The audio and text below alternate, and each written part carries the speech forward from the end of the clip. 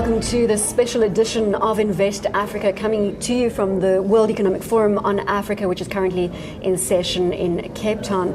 Joining me on the panel today is Anthony Thunstrom. He's the Chief Operating Officer, KPMG Global Africa Practice. I'm also joined by Dutiro, partner Bain Company, and we're joined by Iqbal Surve. He is the Executive Chairman of Sekunjalo. Gentlemen, thanks very much for joining me. Well, we're talking about YPO, and Anthony, I'm going to ask you to give us a little colour right at the start of this in terms of why YPO is relevant specifically here at the World Economic Forum. BRONWYN, thank you. I guess in summary, YPO is a member-based organisation, 19,000 members globally. All the members are either CEO or CEO equivalents of their own businesses. Really a powerful group of companies. If you add up the GDP of those 19,000 member companies, it equates to the third largest economy in the world. So there really is some weight behind this. Why it's relevant, I think, to Africa at the moment, there is a Doing Business in Africa network within YPO, and these are YPO members who are purely focused on investing in or doing business on the African continent. And at the heart of YPO is entrepreneurship. Perhaps, Innocent, we can bring you in at this point. The YPO as an organization is a networking organization of peers. As Anton says, it's CEOs or CEO equivalents of businesses. A lot of people have started their own businesses and have the scars on their back in terms of building their businesses. Through the networking environment, they mentor each other. And if you take into account the Doing Business in Africa, which is a network within the YPO, we traveled different African countries. Last year, during the World Economic Forum, we were in Kenya. We were exposed to the Kenyan business environment, met government policymakers, we met entrepreneurs in Kenya, we met big business in Kenya, and matched them with potential partners from the YPO and other markets. While we're talking about entrepreneurs, Iqbal, is to bring you in terms of the biggest challenge that you feel entrepreneurs on the continent are facing at the moment. I think it's a number of challenges. The first is, I think, the skill set in the continent. But we can fix that quite easily by providing the educational facilities or the opportunities in education, formal and informal training. I don't think finance is a problem anymore. It used to be a problem. It used to be the biggest gripe of entrepreneurs. But these days, there's so much funding available. But I think it is a challenge as to how you actually access that funding. I think the other thing is building the bridge between corporates that can do it and new entrepreneurs that have the ability, just to support them. So I think that's the other area.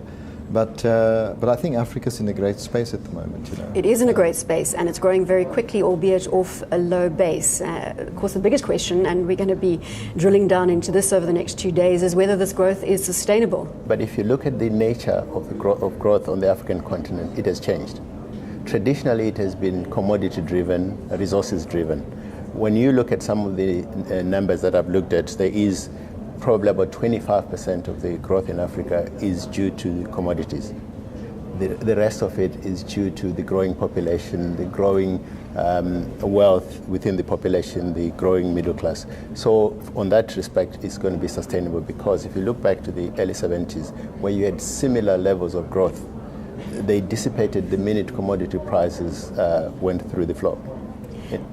Anthony, investors must be continuously knocking on your door looking for the hotspots, the opportunities on the continent. We've touched on resources, we've also touched on the consumer story. What is missing?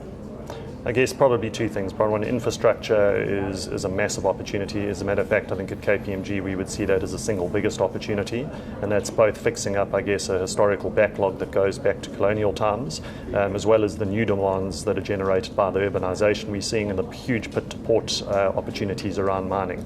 But I think possibly the least known opportunity is really around agriculture. Africa really holds pretty much the last undeveloped agricultural land on the planet. There's certainly no lessening in demand for food. The population is growing. So I guess to go back to your earlier question to Innocent, I honestly don't see that changing anytime soon. Iqbal, I want to stick with that resources story for a moment from an infrastructure perspective. Regularly at the World Economic Forum we talk about infrastructure and about boosting cross-border infrastructure. Do you think we are starting to see that materialize? Yeah, definitely. But, you can set the policies to do that. which must be done politically between the different countries at a forum like the AU or at various other forums.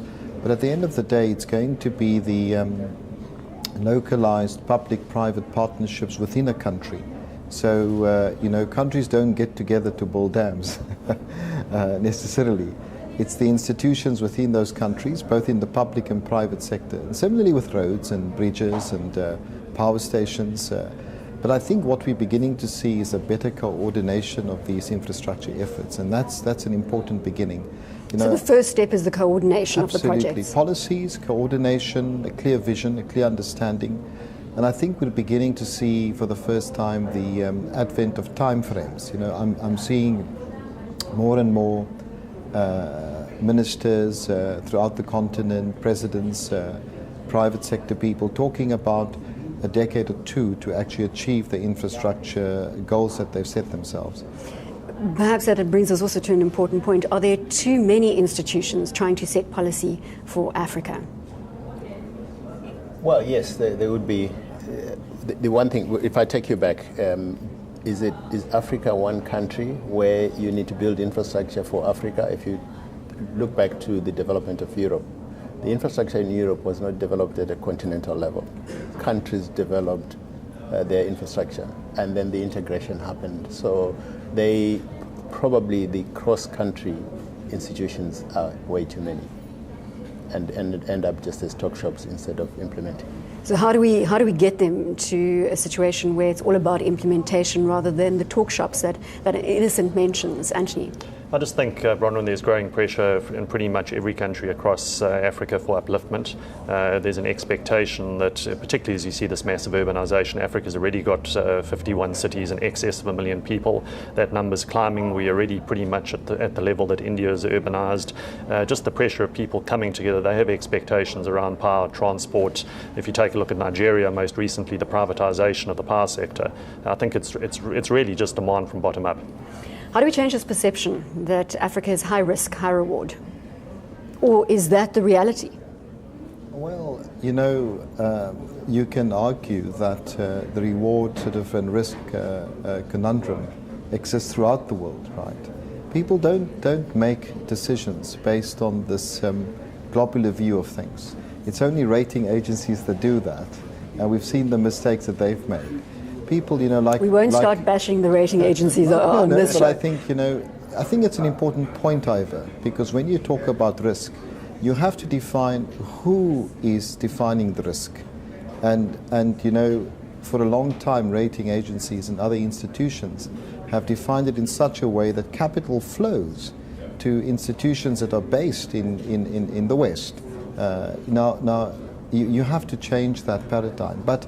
We can talk about it until the sun goes down or whenever. Or the cows come home, considering we're focusing on agriculture. But at the end of the day, these we've invested in Africa very, very successfully. We've done that irrespective of what other people tell us of the risks and rewards. As a business enterprise, we look at the opportunity, we look at the skill set, we look at the risks that exist in that particular investment. With an investment in gas in Mozambique, which was incredibly successful. We've done quite a few other investments in healthcare on the continent. I think you're going to have some successes and some failures. It's no different to investments in Turkey or in China or in the USA or, for that matter, in Europe.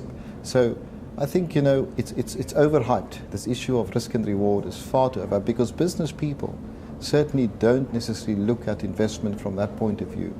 I've yet to meet colleagues of mine in the business sector globally that will not invest if they don't think there's a brilliant opportunity to invest.